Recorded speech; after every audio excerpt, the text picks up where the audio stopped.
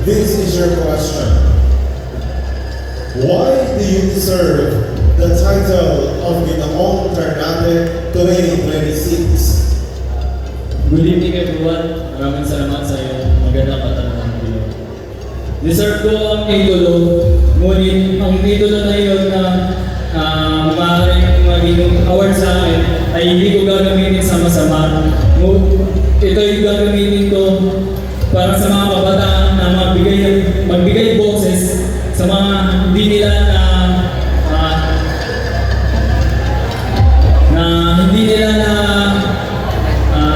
bibigay ang kanilang mga saloobin sa mga matataas na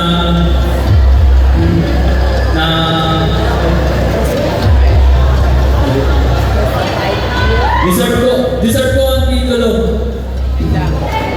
Sapagkat ang titulo na mapapa sa akin ay hindi ko gagamitin sa masama, hindi ko gagamitin sa pagmamataas sa mga tao, sa kapwa kong candidate at sa mga iba pa.